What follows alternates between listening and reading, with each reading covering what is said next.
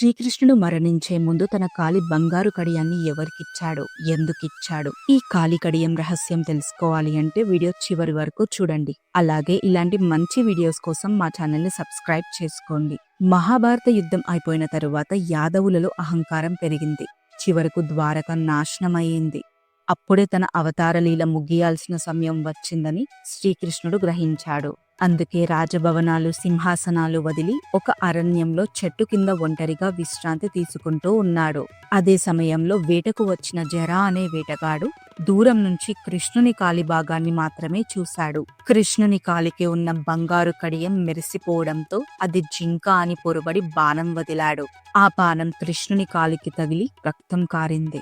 జర దగ్గరకు వచ్చి చూసినప్పుడు అక్కడ ఉంది శ్రీకృష్ణుడు. అప్పుడు జర భయంతో, బాధతో ఆయన కాళ్ళ మీద పడిపోయి క్షమించండి ప్రభు అని వేడుకున్నాడు. కాని కృష్ణుడు మాత్రం కోప్పడలేదు, శపించలేదు, శిక్షించలేదు. ఇది నీ తప్పు కాదు, ఇది విధి, నువ్వు కేవలం కారణం మాత్రమే అని శాంతంగా చెప్పాడు. వెంటనే తన కాలి బంగారు కడియాన్ని తీసి జరా చేతిలో పెట్టాడు. ఆ కడియం ఇవ్వడం అంటే జరాపై ఎలాంటి పాపం లేదని, అతడు నిర్దోషి అని ప్రకటించడమే. అంతేకాదు, ఆ కడియం కృష్ణుడు భూమిపై ధరించిన చివరి దైవ చిహ్నం. దాన్ని ఇచ్చేయడం అంటే ఈ శరీరంతో నా పని పూర్తి అయినది, అవతారం ముగిసింది అనే సంకేతం కూడా.